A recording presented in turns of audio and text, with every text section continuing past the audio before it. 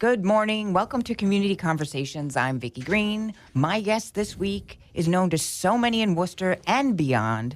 He was a lawyer, a Worcester city councilor, a 3-term Worcester mayor, and the lieutenant governor of the Commonwealth. Welcome in studio today, Tim Murray, President and CEO of the Worcester Regional Chamber of Commerce. Good to be here, Vicki. Oh, thank you so much for coming in. Literally every guest I've had, maybe half, have brought you up in some way or some form when it's a nonprofit or a charity, or you've been involved in so much economic development. So thank you for being here. I appreciate it. No problem. So we're going to get down to business, pun intended. The chamber has about 2,300 members. Correct. You represent how many cities? Between our partner affiliates, it's about 35 cities and towns in Central Mass and Southern Worcester County. We have partner affiliates, the Auburn Chamber, the Blackstone Valley Chamber, the Webster Dudley Oxford Chamber, Chamber of Central Mass South, and the Wachusett Area Chamber of Commerce. So we work closely with their boards and their staffs in some cases. Some cases our staff is the staff, but we work with each chamber in a variety of different ways and to help promote the region. Yeah, absolutely. And it's interesting because you obviously you were born in Worcester, right? Or grew up in Worcester. Correct, yeah. Born here. Went to St. John's, went to Fordham, went to law school. You worked, did you work? I read that you worked with the homeless. Did you work with the homeless? I did in a couple of different ways. When I was in college in the Bronx Borough President's Office in the housing unit. And then when I came back, I worked for a couple of years for a nonprofit in the Framingham area where I work with homeless families or at-risk families and trying to find them kind of affordable housing, whether it be through MRVPs or Section 8 or negotiating favorable leases. So I've worked in that space in a lot of different ways so that when I became lieutenant governor, I chaired the Interagency Council on Housing and Homelessness, and we put together the Housing First Plan, which as the economy has improved, has allowed us to see families move out of hotels and motels and into hopefully permanent, affordable, safe housing. And last week we had Gordon Hargrove from, Gordon. who I'm sure you know. One of Kevin's Worcester worked for heroes. him. I wondered if you worked for him. And so he came in last week and we were talking about the continued issues, unfortunately. But things have gotten much better. And again, when you were lieutenant governor, as being lieutenant governor, you were involved in many things. Yeah. But I want to start out. We're going to talk about your insider view on the Red Sox, Paw Sox, Worcester Red Sox, whatever we're calling them. What do you think they should be called? The Worcester Red Sox. You think so? I do. You know, and the woo thing has grown on me over the years. But the Worcester Red Sox first and foremost, and I think it's really an exciting opportunity, and it's about a ballpark, an iconic name, the Red Sox that's known worldwide that Worcester will be identified with. But it's also a pretty significant economic development project. The $240 million, the ballpark's $100 million, Dennis Dowdle's private development next to it, $100 million, and then the money for Kelly Square and a lot of the infrastructure work that needs to be done is about $40 million. So a lot of jobs, tax-based expansion, and an opportunity to knit back together some of the neighborhoods of Lower Vernon Hill, Green Island, Main South, Lower Chandler Street, and downtown in the Canal District, I think in a way that will continue the momentum into some of those abutting neighborhoods, which need some additional investment in retail and commercial activity. So I do want to get into that because we have to remember, too, there are many people listening now that don't live in Worcester. Mm-hmm. We hope they come to Worcester because the Red Sox are here, because it's a great city, because the restaurant buzz has been going for years, but it's starting to catch on. And that coupled with the Worcester the Paw Sox coming here, it's just been an incredible thing. But I want to, if you'll oblige me, I'd like to do something so that listeners who may not know you, even Lieutenant Governor, but when I have people sitting with me in here, we're having a discussion, and everybody's listening, but that's fine. I want to know the real you, because it's rare that you get a one-on-one with a Lieutenant Governor, former Lieutenant Governor. I've done it. I've interviewed governors in New Hampshire, Massachusetts, many places, but never in this kind of setting. So you're not in that job anymore.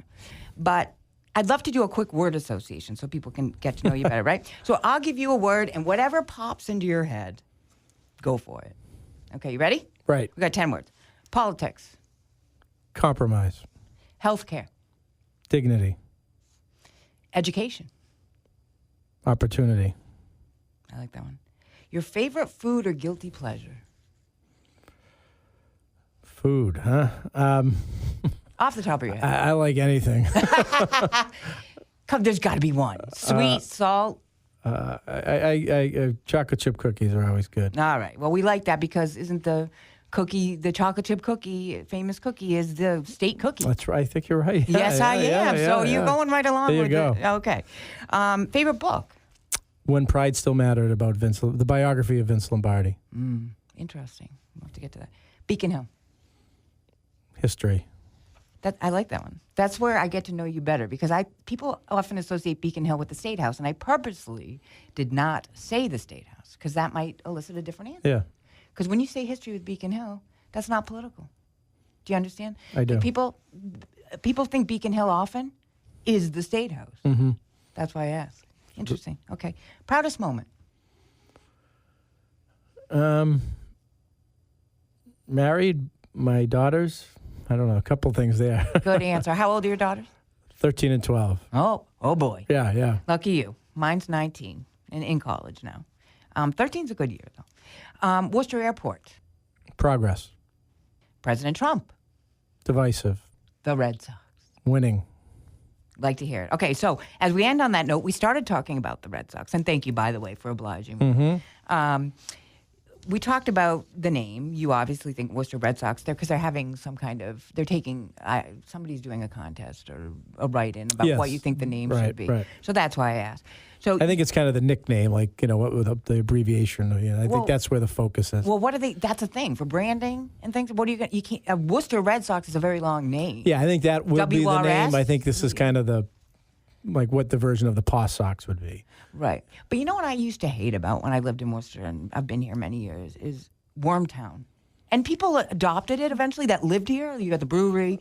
But people used to write incessantly 20 years ago about how that was just playing into how people are negative. Oh, of Worcester. I grew up listening to that. I always kind of thought it was an edgy, kind of fun, description that was fairly, it was affectionate, kind of organic, that reflected kind of the whole rock garage band scene. So, I never, some of my predecessors used to get fired up about it. I kind of thought it was generally a positive thing and reflected an organic music scene. So when I think of Woo Sox, I think of, is woo necessarily a good thing? But now there's a comedy coming, and they're using their name. Woo ha ha. Yep. And Troy Siebel's talked a little bit about that when he was here with us. Of course, the head of the Hanover Theater and the Conservatory. Okay, so we talked about the ballpark and calls for the large hotel, the small boutique hotel. But as president of the chamber, have you heard any numbers of how many jobs, including construction, all the way through actual operation of just the ballpark in general? Yeah, the construction job is going to have its, peaks and flows. I think you're talking hundreds, if not, 1,000 maybe during the course of the whole. You talk, I guess if you would equate it to like permanent full-time jobs. When you talk about the full development, you're probably talking several thousand jobs. So not just the ballpark. You're talking about. Right, because Dennis Dowdley, you have the hotels employing people, the retail that'll be part of that. The full and part-time jobs that'll be associated with the ballpark, seasonally, and the full-time, organizational pieces. So, I think when it's all said and done, it's going to be a couple thousand jobs really within the district. It doesn't count the development that will happen in and around the district because people want to be a part of it. And I think we've seen since the announcement that the Worcester Red Sox will be starting their season for the spring of 2021. Do you think that's, sorry to interrupt you, do you think that's a reality? Do you think that's going to happen? Oh, I absolutely do. Yeah, I mean, there's a contract, there's an agreement, and plans are underway with construction, to start, I think, in the late spring of next year. So I know the manager's committed to meeting that timeline, and I think this is what it's about. It's about jobs and investment and expanding the tax base, because that whole area has been, not the Canal District, but specifically the Wyman-Gordon site, or most of it, because it's still an important manufacturing. And that's over by, for folks Kelly Square. And over by George's, by Coney Island Hot Dogs. I guess it would be in between Coney Island Hot Dog and Southbridge Street and 290. Okay. So the tax rate in general, first of all, how much, has there been any estimate? I haven't seen, or I've seen different numbers. What are you hearing about the ballpark and the exterior development as far as revenue to the city? Well, in a conservative analysis, that the ballpark and the development that'll be created with it within the district is conservatively going to net the city $7 million additionally a year after the TIF, which means tax increment financing for the developer. So it's a net $7 million a year that we currently aren't receiving. Again, that is a very conservative estimate. It does not include the anticipated development in and around the district. And since the announcement was made, the chamber, the city manager, we've received dozens of inquiries. Some people we've talked to in the past, others just cold calling for us, like restaurants and retail, wanting to know where there are opportunities to acquire property, develop, invest in and around the ballpark districts. So that is not factored into this financing plan. And again, if this was just the ballpark, I think there's a very legitimate conversation about where we spend public resources. But we've got $100 million in private sector investment happening in conjunction with that, with a proven developer who's developed in Worcester and worked in a positive way with the community. So I'm very bullish and optimistic that this is going to be a significant net plus for Worcester in the years to come. Right, and it gets the reason I'm not asking about how we're paying for it. It's a very difficult, lengthy discussion about bonds and such. So I don't want to go into how it's being funded. But is there any tax money for folks that live in the area that's going towards this project? Well, there's the fact this is a district is being, the ballpark's being paid for with the new revenue that we are going to be receiving. So the lease that the Paw Sox are going to be paying for the ballpark, hotel, motel, meals tax, the property taxes that the private sector developer, all within that district, the revenue that's going to be generated within that district will pay for the ballpark and net the city $7 million. But there has to be a layout ahead of time. Well, the city's putting out some bonds, correct. But those bonds will be paid back and then net the city $7 million a year. And that is where I think, this is a positive. And people can say, well, he's the former mayor. He's the head of the chamber. He's supposed to be rah-rah boosting it. This has been vetted by bond rating agencies who have said that this, verified the city manager's numbers that he's worked together, and they've reviewed it independently and talked about this being a positive. And so, again, I'm bullish on what it means. What do you think it means for when Worcester Airport? I had Lou Evangelitis and Andy Davis in here at Massport, and the Worcester Airport director, and we were talking about something that I hadn't thought about all that much until I talked to them, was how many flights, because of the people that want to see the Worcester Red Sox, now people can fly in, they can go through JFK, they can go, these teams travel, the college teams use the airport, but now that ballpark presents an opportunity for the airport as well. No, you're absolutely right, and you're talking about 140 games, 70 games being played at Polar Park. You're going to have the team, coming in and out, visiting teams coming out, scouts, agents, family members coming in. There's a cottage industry the same way people visit breweries. There's a cottage industry that exists around the country, people visiting ballparks, pro ballparks, AAA ballparks. I had a friend that did it, every single one. And so, this is going to be, I believe, an economic positive, even if we just did the ballpark alone. Never mind the intangible value of having the Worcester Red Sox mentioned regularly on the sports around the country, much like with the Worcester Rail is. But again, the Red Sox are an iconic international brand, and to have that identified with your city is a huge thing. And, I think this year of the 40-something players that were on the World Championship Boston Red Sox, I think 28 of them, maybe close to 30, played at Pawtucket.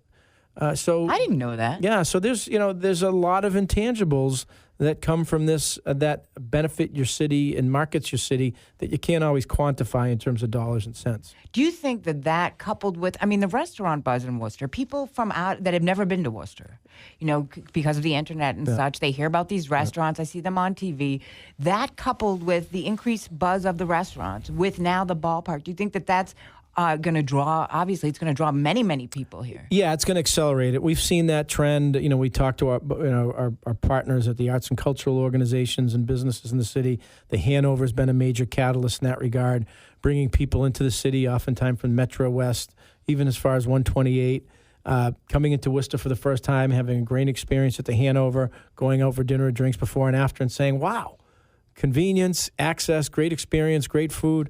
I don't need to go into Boston all the time. And the parking's easier. And we see that with some of the restaurants and the Hanovers who track the zip codes. So you've got people I know from Sudbury saying, we're going to come in for dinner. And we found a couple places, and, they spread the word. And then people say, you don't got to go in and worry about paying, $75 for parking and an overpriced meal, where you can come in and have a similar experience at much cheaper cost. I mean, I'm a huge fan of the Hanover. My daughter happens to be a theater studies major, but we went to most of the Broadway shows there.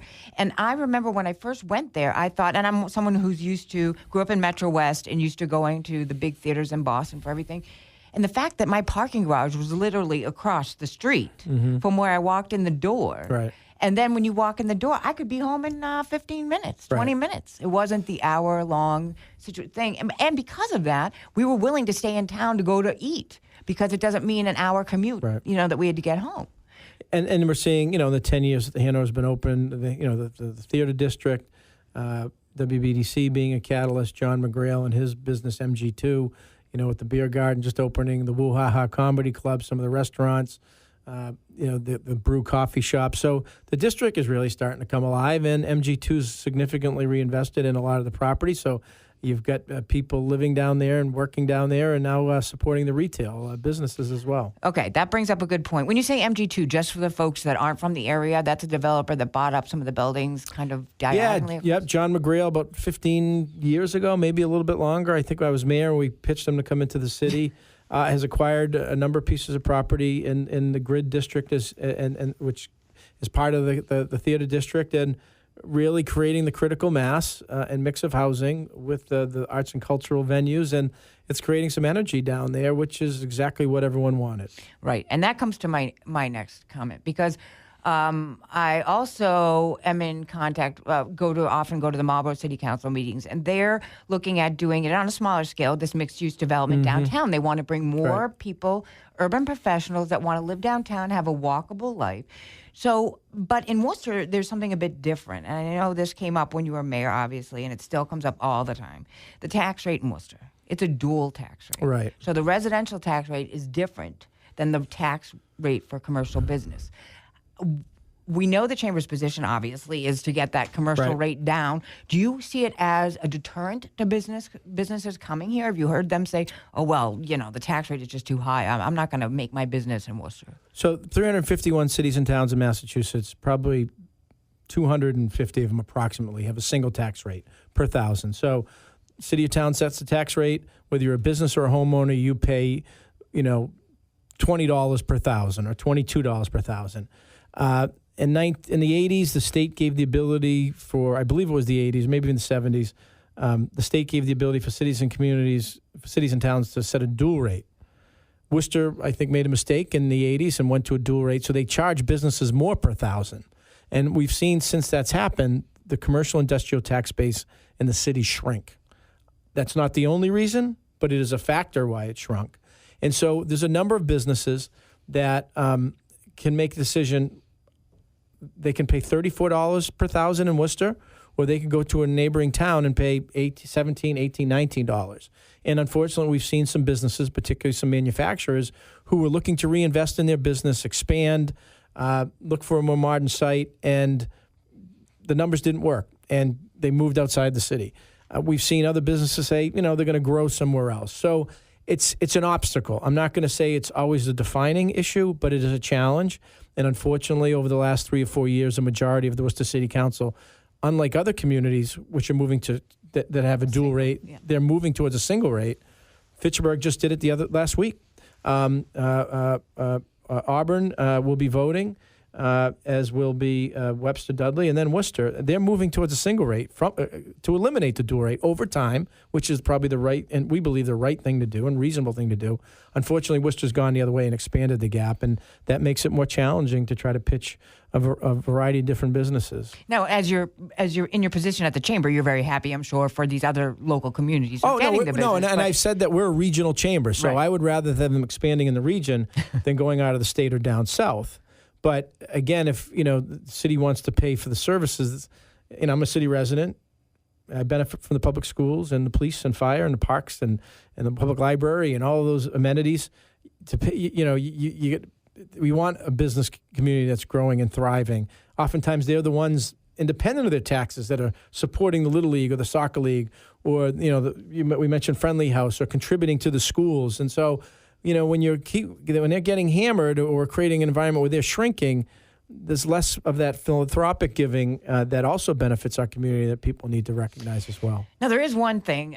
We hear this mixed-use developments, and people have said, and it's been written about, there is a bit of concern among some advocates for housing that with all this development downtown, some of the apartments and such that are going to be built on Main Street and the condos and then near the ballpark might be expensive. And it may therefore drive up rents in Worcester and start forcing some people out of the market that may be living here. Right. What would you say to that? Well, I'm going to say, I think when the new housing stock comes online, it forces every property owner in the city to raise their game.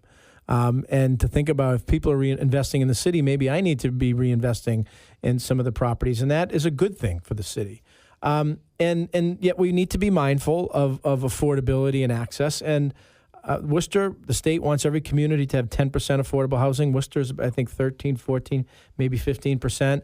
At the Chamber, we have publicly advocated for and helped bring in some developers who have in their Trinity, for example, which is doing the old courthouse. There's an affordable housing component to the 115. But then you have the Voc and you have the... But Voc has got an number of affordable housing units in it. They have to, right, to get approved. I mean, to get to put together some of the financing. So we support that because workforce housing is important, and that's what affordable housing is. So as a chamber, we're an advocate for it. But in some cases, with the Roseland downtown, you want... With the what? Roseland, 145 Front Street, part of the city square, the 385 units of market rate housing. It's not always an either or. We need both, and that's our position. We need more market rate housing, and we also need more affordable housing. So there's some who let the facts get in the way of their narrative. We need both, and we need to work together at creating both rather than kind of pointing fingers and sometimes a self-righteous way. We need both. Okay. Very interested. So there has also been talk of, obviously, in workforce development, which is a big issue, has always been for you, right. I know, and at the Chamber, about diversity in hiring, especially with the talk of the ballpark coming. And the Worcester Redevelopment Authority Vice Chair was quoted recently in the Telegram and Gazette as saying that the city's hiring policy for diversity sets a combined 20% hiring goal for people of color, women, and those from low-income areas. Does this make sense for you? Because I know what they're saying is, yes, there's always a diversity percentage, but not every city or town divides it into women, people of color. They just say, our diverse workforce is going to be X percent. Yeah, I think it's a very important conversation to have, and I trust the city manager, and I think he's shown his good faith efforts in a variety of different ways, working with the Great Worcester Jobs Fund, monies that he's invested into schools, and a whole bunch of other initiatives the city's undertaken. It's only worth the city growing and expanding if everyone has access and opportunity. And so I think it's a good conversation to have. We absolutely want to be setting, I think, aggressive goals and objectives, working with private sector partners. I get worried when we talk about mandating or, these as requirements or rules, because those drive up costs and can sometimes be used as gotcha. But I think if all the parties are working aggressively on ambitious, good faith goals and objectives, and I think we've seen on some projects where we set these goals and objectives, and it's been clear to the parties out of the gate that we're serious in meeting them, we can meet and exceed them, as we have with some of the hotel projects in terms of where the local workforce and things are coming from. So I think it's a good conversation for the Redevelopment Authority to have, the city should have, and we stand ready to try to help and have been engaged in this conversation at the Chamber with our Diverse Professionals Roundtable on making sure that our immigrant entrepreneurs, our minority business owners know where there are kind of unique opportunities for them to get involved and get engaged. So, I think it's a very meritorious conversation, and hopefully out of that, we do create ambitious goals and objectives for the various categories. And just as an aside, recently on MoneyWise.com, which a lot of people saw, Worcester was in the top 20 cities. In fact, it was number 11 on their list of best cities to find a great job and an affordable home. So we hope that continues, which is exactly what you're saying, that there's going to be a little bit of both. We want the urban professionals who can pay some money to, help the tax base and live downtown and buy downtown, pay property taxes. And then you want to balance that with affordable housing. Yeah, and we've, again, one of the great things about being a city like Worcester, there's a range of housing stock, and we want to have people, the owner-occupied, landlords, property, and reinvesting, keeping those properties in good and safe condition, and one that, we have options for people. One, again, on the ballpark, traffic, big issue. And you know what? I have had this conversation with people that have never been to Worcester, okay? They live in Metro Boston, or they live out in Springfield, near Springfield, or they live south. They might live in northern Rhode Island.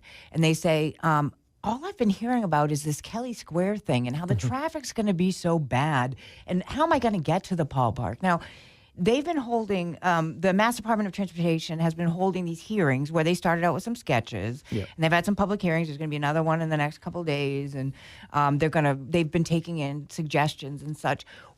I've been reading things that I don't even understand. I mean, I know what a rotary is, but traffic peanuts, I'm thinking peanuts, ballpark, traffic, okay. I don't know what a traffic peanut is, but the bottom line is something needs to be done down there. So what do you think? Are you legitimately concerned about this and about this being actually a feasible problem to solve? Well, I credit, and we've been participating and present at those meetings. I think the city manager out of the gate, MassDOT, when the lieutenant governor announced the state money, there is a very robust public participation process. I'm not worried about it. I think they'll figure it out. I think people will figure it out. Kelly Square is the most accidents per any intersection in the state. Yeah. Granted, because of the unique configuration, they're usually fender benders.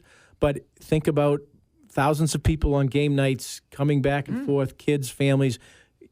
The current thing wouldn't work in that regard.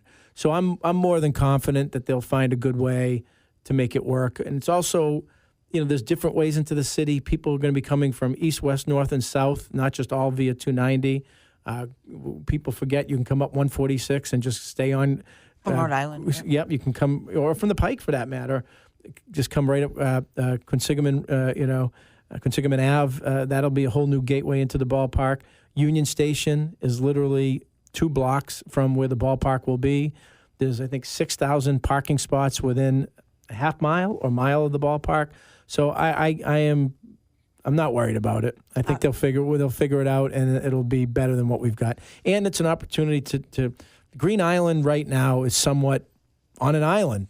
When you say Green Island, you mean Green Street? Mill Street, Green Street. When you get on the other side, heading down towards Crompton Park.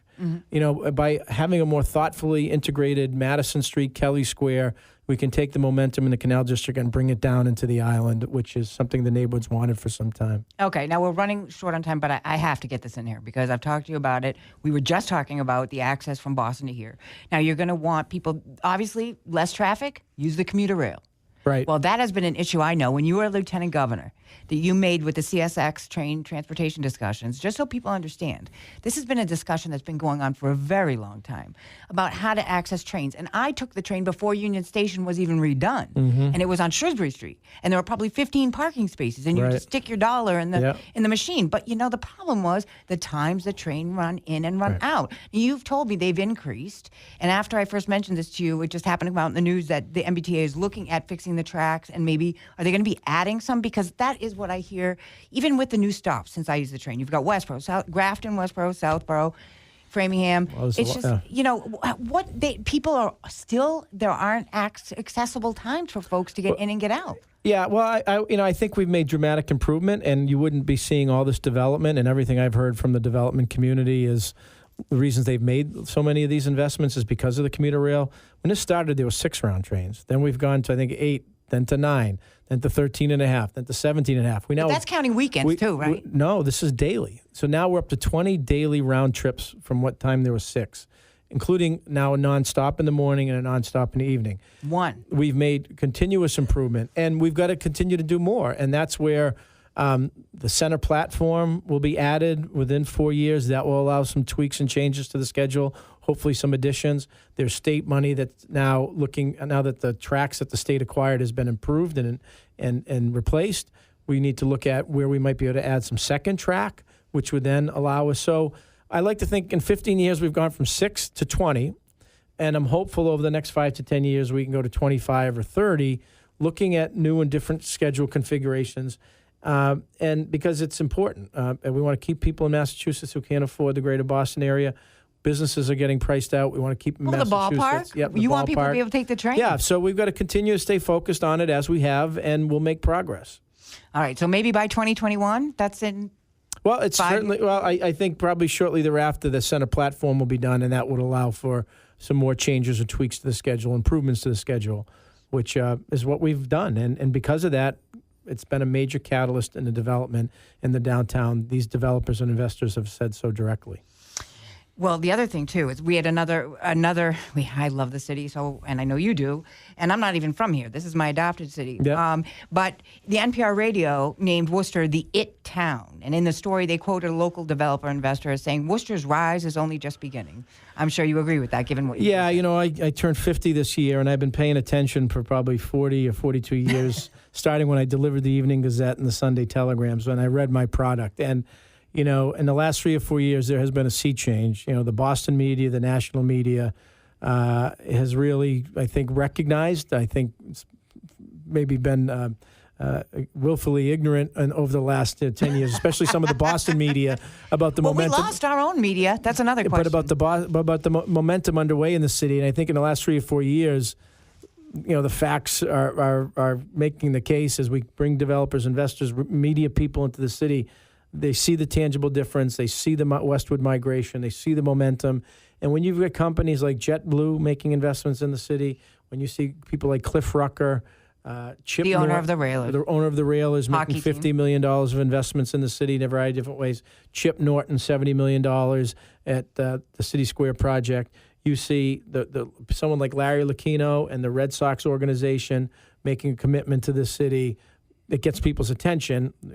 The restaurant scene exploding, as you mentioned, not just beyond Shrewsbury Street, but in other parts of the city.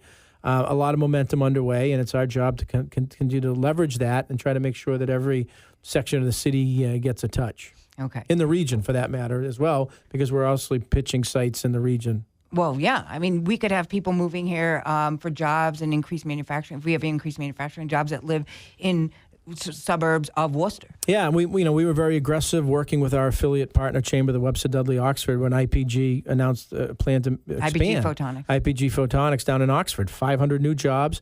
That expansion on the Oxford-Webster line will benefit the whole region. So we were there making sure people got to the special meeting when they did that TIF vote and advocating on behalf of IPG. That's an example of what we try to do for the region. Okay. So now switching more on a personal note, you're pretty transparent with social media. And as we know, without mentioning names, social media is obviously a big play in politics, in local governments, in business. So a lot of people follow you. You're on Twitter, but you've been on Twitter and talked about everything from tailgating at a Holy Cross Fordham football game to a recent local study on immigrant-owned businesses, to the groundbreaking of the new Girl Scouts headquarters on West Boylston Street, to a picture of you and your dad at Fenway. So I said this to you before, and I like to ask someone in the political eye, how do you keep it real? How do you go home at the end of a day? You're still on a crazy schedule. I have worked in the Capitol. I've worked on Beacon Hill at the State House.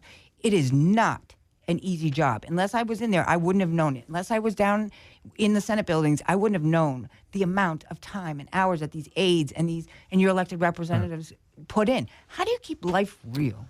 Yeah, in politics, it's a 7-day, week, 18-hour-day job. There's no question about it. With the chamber, I mean, one of the things that's appealing to me and has been about the job is, you work hard during the week, and we do some work on weekends. But I have a little bit more latitude with 2 young daughters who are involved in their school and in soccer and sports, and kind of make up some time that I missed. But but once you're a public figure, even though you're out, and I'm in a kind of a quasi-public position, you try to say something when you think it's important, or have a point, or you want to, think that there's an issue that people should be informed about.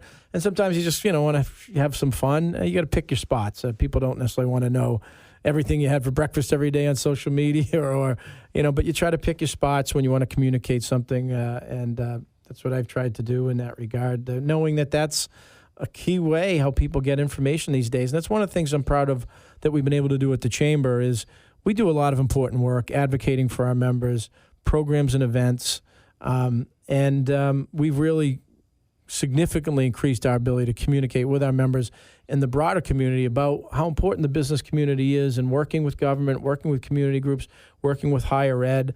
I mean, a job gives purpose, and it's business owners who have the guts to create a job, create a business that creates jobs that we can't forget them. They are the goose that lays the golden egg every day, whether it's a small business owner or the large one. And that's a saying I remember Paul Tsongas, when he was the U.S. Senator, said, we got to remember the goose that lays the golden egg. That's right. Every job is important. We want them to be good jobs, but that's what we try to stay focused on. And that's kind of what we do at the Chamber is let people know and what our businesses are doing, advocate for them at different levels, solve problems, and try to bring more economic development and investment into the Central Mass region. Now, it's interesting. When I brought up Trump earlier when we were doing the one word, you said divisive. And, this election, was phenomenal in many ways for many people and not so great for some people. I mean, everybody, that's going to be politics is a discussion where you're going to find different opinions no matter where you go. So if you choose to engage in the conversation, that's one thing. But the voter turnout was amazing. Yes. Absolutely amazing. Now, in Massachusetts, I'll have people from out of state ask me, how do you have a Republican governor and in a very Democratic state? And we've made it work. And because he's a moderate Republican is what people have called. In other words, he's not as conservative. I mean, it's no secret. He's not as conservative on many issues as some of his fellow Republicans are across the state, and he's had to walk a fine line with that. What do you think about the turnout, the recent election, the turnout, and the fact we do have a good number of women, a very large number of women in our congressional district, congressional representation now? Yeah, I mean, I think, there's 100 women now in Congress. I think that's a real positive, and hopefully that continues to grow. I'm encouraged that there are more veterans, scientists that were elected. To me, as I mentioned, politics is about compromise. I mean, this country was founded on two power blocks coming together, the Massachusetts power block and Virginia, to create the 13 colonies. The things that we are most proud of in this country in terms of major pieces of legislation, almost in every instance involved compromise between the parties and people. There should be vigorous debates. There should be, in social media? No, well, I think in politics, that goes into the social media, but it doesn't have to be nasty. It doesn't have to be personal. I think there are extremes on both parties. I think there are elements of the media who have there are elements of the media that do not have good intentions in terms of, the integrity of the governmental process or, have really any interest in things getting resolved. They were interested in media hits and points and advertising rather than trying to... You think that's different than it used to be? I do. I think it's become much more wide open in terms of anything goes rather than how do we use our media platform to facilitate a constructive debate or a constructive conversation about solving problems. I think there are some elements of me that have absolutely no interest in that. They don't have no interest. It's about, whatever's going to get ratings and lampoon and kind of belittle and demean people. And I don't know how people wake up every day, and that's their kind of modus operandi. But First Amendment. It is, but again, the media is the fourth estate, and they want to hold themselves in that. That means they play an important role. And you stood in front of media it should be time and time again. And a majority of them I found to be fair. Some tough, but some clearly with agendas are not interested in. And that goes. But again, I think there should be a better job in the media policing their own, and this starts with some of the biggest companies, all the way down their food chains. There should be vigorous debate, points of views vigorously argued, but it doesn't have to be personal. It doesn't have to be nasty. And look, we raise our kids in school. We raise our kids at home. We teach them in school. How do we treat one another? Why does it change when we have microphones in front of us or there's a camera there? It shouldn't. There can be disagreement. It doesn't have to be nasty. You don't have to belittle people, demean people. And, unfortunately, that's become much more common with social media. And I think it's one of the reasons fewer people choose to run or get involved, and that's it used to be money. Thing. Money used to be the big thing. Well, I'm not going to run because that person's not going to make it because they don't have enough money to run. Yeah. Now, you're right. I agree with you. People don't want to run because of what's been going on. But then again, you can say, I've talked to kids. I've talked to high school kids, middle school kids. They are getting, I mean, Senator Chandler just got the civic education pact at the state level, that civic education must be taught in the public schools. Right. So, and you're starting to see more and more kids pay attention because of the divisiveness. Right. You know, they might hear their mother and father having a discussion and arguing or disagreeing over the table, and then they realize, oh, I'm going to take a stand on that. Right. So I think that they're saying that some of the numbers show that that's why voter turnout was what it was. It was a lot of the younger 18 to 25s that were coming in to vote, some for the first time. And so in a way, trying to look at this in a positive way, social media and some divisiveness that has occurred has forced, I think, some people, do you agree, to pay more attention? Or learn? Yeah, you know, we'll see. I mean, we'll see. I just, you know, I think it's really important that we push back against, you know, this divisive rhetoric and language and tone. Again, I think you mentioned Massachusetts. We got a Republican governor, but we can disagree. People can disagree with him, but you can't argue his tone. I think is respectful and civil, and I think in this environment meant a lot to people in terms of how things are operating nationally. And look, bipartisan means compromise and trying to get things done. And hopefully, with the change in the United States Congress, there'll be some opportunities to start over, start new. We'll see. All right. Well, thank you to Tim Murray for coming in today. I know you're very busy, so I appreciate it. And if you're interested and you're listening and you're interested in bringing your business to Worcester or joining the local workforce or learning about job development, you can visit the Chamber's website. Is Worcester? Chamber.org.